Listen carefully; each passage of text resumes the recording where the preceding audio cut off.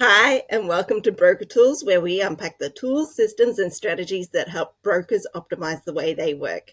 I'm Katie, your host, and today we are going to discuss how to outsource your credit analysis work.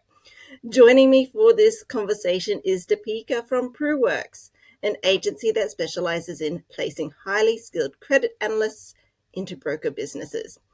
Proowrx is your go-to partner if you want to scale sustainably, freeing up your time to focus on clients and strategy. They know the pressure points, workload spikes, and Australia lender nuances, making it easy to place an analyst into your existing workflow. Deepika, welcome to the pod. Thank you so much for having on, and I'm really looking forward to the conversation. Me too. First, I think we should do a little shout out to Pratik, who obviously connected us. He's amazing. I'm so proud that I have been working with him for a good part of this year, and the amazing growth that he's having. I just feel so super proud. I do too. So I met him when he was like I call a month-old broker. I mean, obviously he came from a background of banking, but this is the journey that brokers go on. They may have done something in a similar industry, and then they're going out on their own, and then they need to find like a back off tip for this team. For someone like Pratik to be kicking goals, the amount of goals that he was kicking after a month of beginning his business, I was just like, so proud of you, dude. And then I'm sure like Proowrx obviously came in soon after that, I from my understanding, and was a big part of that journey. Some of the things that people would love to know, I guess generally speaking, is it India that you mainly find your credit analysis team from? Absolutely. So, to give a bit of background, our core team operates from two offices in India, and we have a satellite office in Bella Vista, Sydney, because that's where I operate from.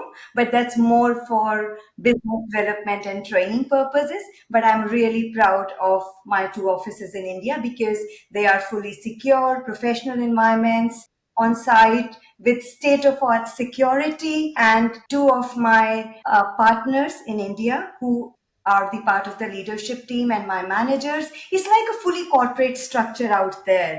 You have to just see it to believe it. But that's where my team operates from, and super proud of the work that they are doing. So when a team member is onboarded, they're actually working from a dedicated tower. They're not working from their home. Yes, because that's a very, very integral part of our onboarding. Because whether somebody is a fresher, whether somebody has a bit of industry experience, we like to have our own training given to them because we have a very different sort of style processes that the way we train our people, they have to go through those standards, those trainings. And I guess this is one of those key things that we were interested in about, and I guess most brokers are concerned about, is the data safety and security as a process. And so by having them in building, that's like one level of ensuring data and safety.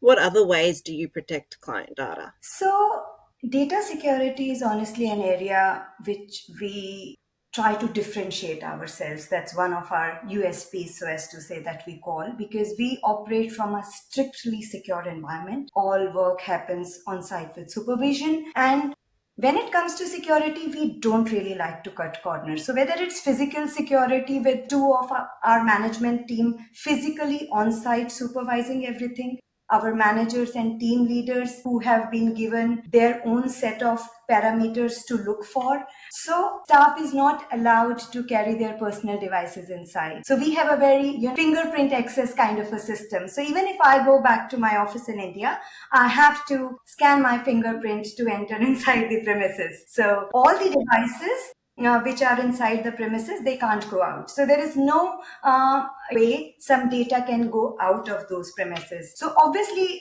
that's the physical part of the security. We have 24/7 security guards, surveillance.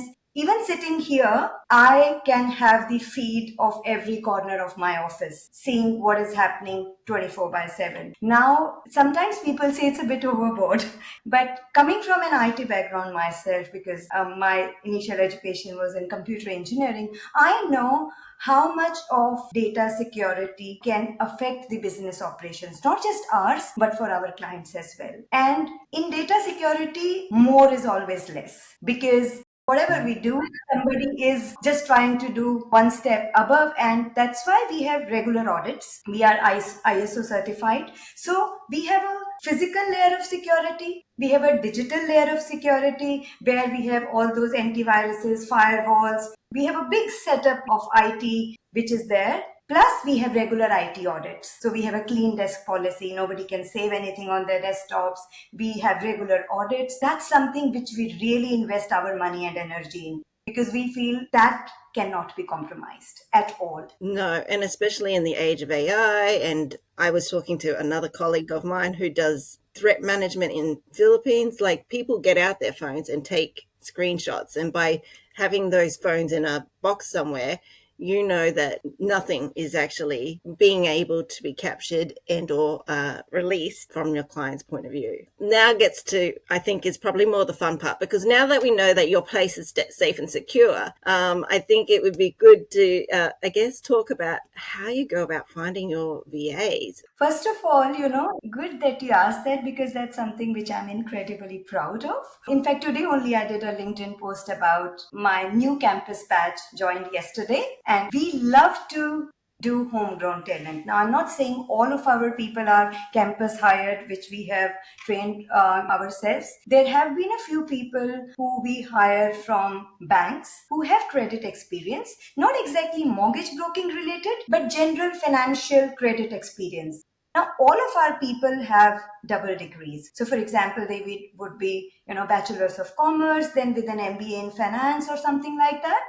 But still, we have a very, very rigorous 2 months minimum training program for experienced people. For freshers, it's 6 months. So very rigorous training program where we train them on broker processes. But more important than that, and that's where we do things a bit differently, the first thing which I train them on in what does being a broker feel like? Because only then they will empathize with what their broker is doing, whom they are working for, what kind of pressures they are dealing with, how does Australian broking industry works, what are the privacy regulations, what are the things they need to be aware of, how does a homeowner feels when their settlement gets delayed. Somebody is living on rent and they are really waiting for that construction progress payment to go. So I make them feel that you are doing an important work. You are not just, entering data, sitting somewhere remotely. So the first thing which I train them is forget about skills. First, let's get the attitude right. First, let's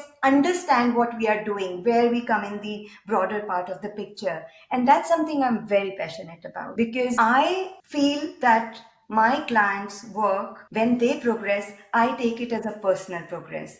If there is a roadblock they are facing, I'm equally anxious. I'm not saying it's a good thing, sometimes actually it's not, but I like to do that and have the same kind of empathy built in my team, because they feel it's an extension of them. Yes, and I guess this is kind of what we were talking about before we started the pod, which is about mental health and well-being.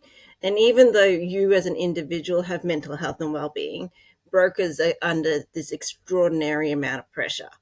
And then their clients are also having expectations of them. And in a way, you're doing what we call, I guess, thinking in all the lenses. So you as a person will have pressure to deliver, but unless you understood what the pressure of the others are experiencing, it really does change. When it comes to hiring people within your team, you actually put them through a rigorous training. It's actually your own university, for lack of a better word. When it comes to those things, are you able to maybe explain a little bit more of the framework and the training that everybody goes through? Because I think sometimes that's really helpful to see. Yeah, so as I said, first we tell them about the general industry they operate in. After that, we come on various compliance regulations that the industry is required to follow. So, for example, privacy, best interest duty, so that these words are not alien to them.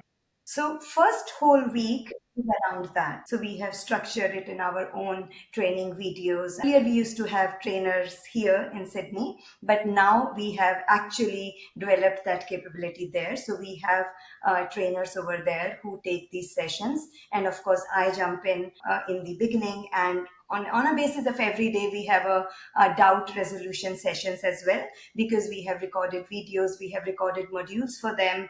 But wherever they are having doubts, we have a 1 hour doubt evening.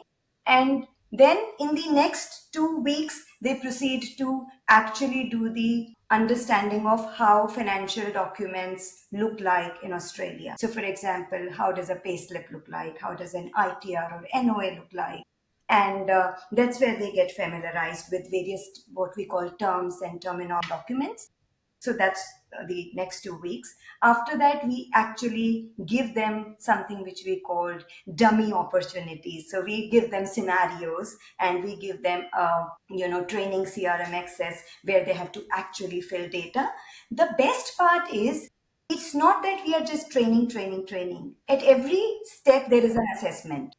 It's a very time intensive, it's a very resource intensive thing, because obviously then we have to invest in resources who will be doing these things. But we are really proud that we are doing it the right way, because that's the way these people understand what are the not at the end of 2 months. Every week there is an assessment, so they know where they stand, we know where their problem areas are, and then we do specialized. So that's how then we train them on CRMs, we train them on apply onlines, and we do have regular trainings, sometimes on Saturdays where they don't work for any brokers. All they do is they come together and they discuss what is the latest, what is the various interest rate cuts, how does it impact their various client files and everything. So sometimes my brokers say that they are more well versed with policies than even them,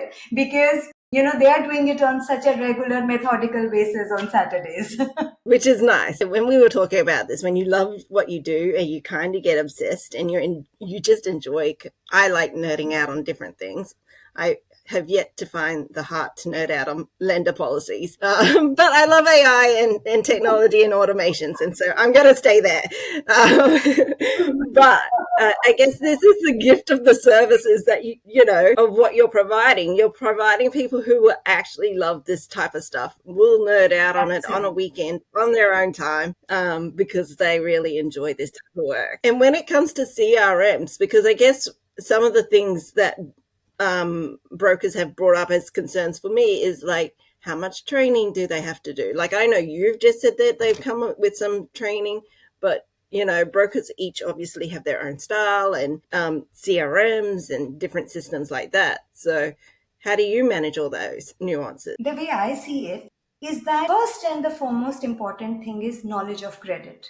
What you are, because at the end of the day, whether it, any CRM, ultimately the deal has to go through apply online or loan app and reach the most important thing for the person who is doing the application is to know what's the income to be taken, what's the liability to be taken, how do I deal with the living expenses, how are these things impacting the client's credit. Looking from the file from a credit assessor angle, that's how we train them, and we feel that's the most difficult and important part. Once they know it, that how the file should be treated, how are the things where they have to look for things in, for example, bank statements, pay slips or ITRs, to identify the right product structure for their client. Once they have done that, then CRM becomes actually the easier part, I'll tell you, because then it's more about data. And whether it's Broker Engine or Flex or Mercury or Infinity or Sales Tracker, any of these CRMs, though now we have different trained people who actually give basic trainings on all these main CRMs.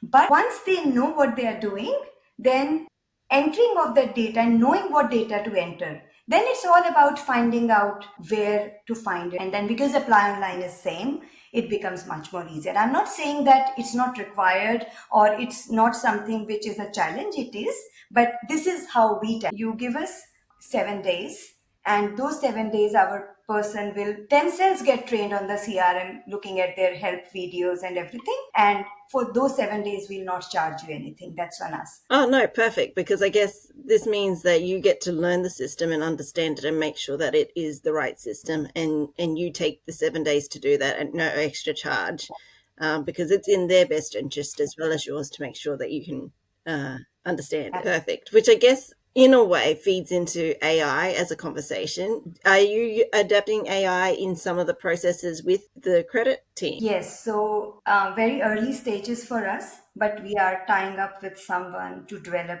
in-house AI mechanisms, which is a space to watch out for, which we feel will help all the brokers. That's something which we are actively. So it's not quite live yet, but you're testing out the waters to make sure that Yeah. any of those tools and systems, if they are adapted in. Yeah. How exciting. I was going to ask doubt sessions. Doubt clearing. Yeah, that's right. That's right. Because you realize that there are moments of doubt where you're like, have I done the right analysis? Have I done this right? How do you process all that? Because I guess, again, obviously brokers are busy and obviously you'd want to go back to the broker, but sometimes they may not know. And so having those sessions as a team also wanted to address, because again, you want to work alongside the broker, but time and energy it's a lot. So you have the support team inside to help with those questions. Absolutely. So, in most of the places, the way we operate is that for every person who is working there, who is more experienced, who has worked on more types of applications. So the way we work is, you are absolutely right. Brokers are busy. If they are clearing their doubts with the broker, then what are we doing and claiming that we are training our people? So we don't want to do that. Our mandate is very clear that if it is something very client specific, for example, client is having this liability, which we can see in a maybe bank statement, but it's not declared. What do we do about it? Are they closing it, or what's the plan for this? Now that's something only a broker can tell, because they are in touch with the client and they are having that conversation. But if it is something, how do I do this in apply online? Or this is getting stuck in the CRM, how do I handle this? Or how do I find the policy for this? All those things we manage. There are various escalations they are supposed to do. So first they are supposed to reach out their subject matter expert.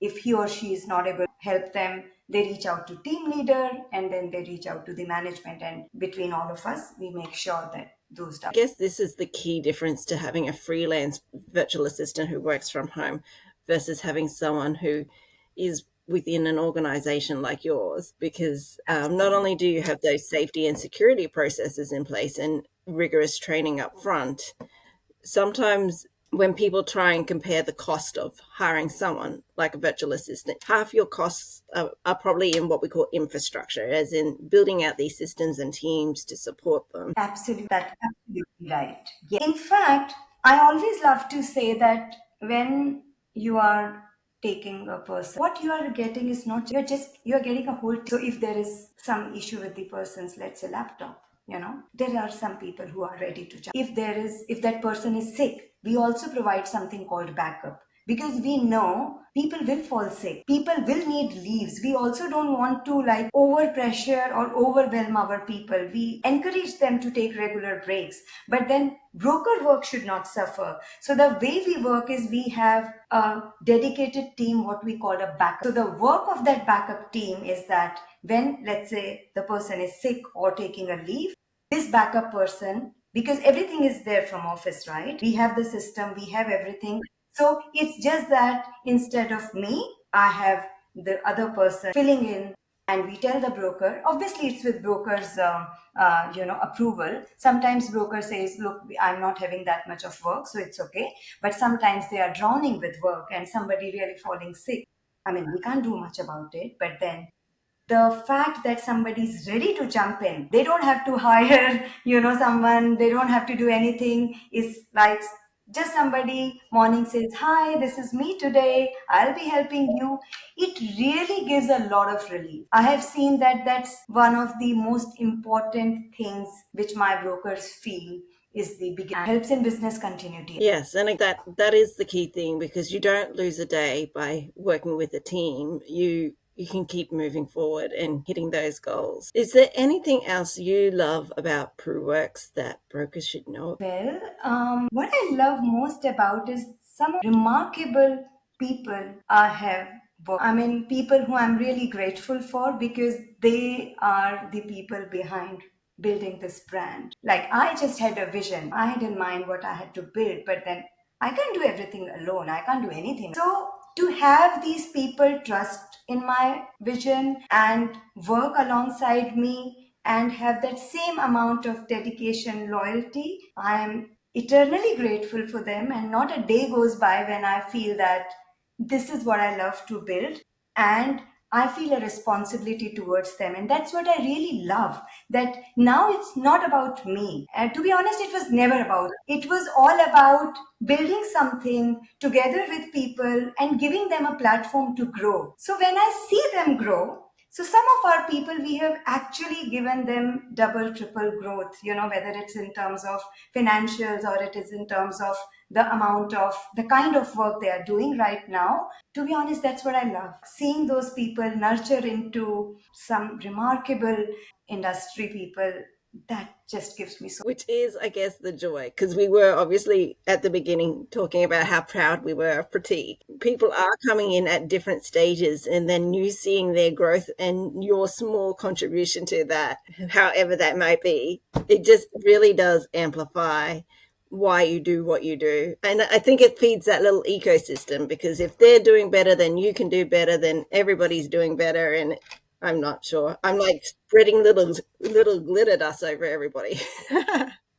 Absolutely. This is something which I call that we can't grow in silos.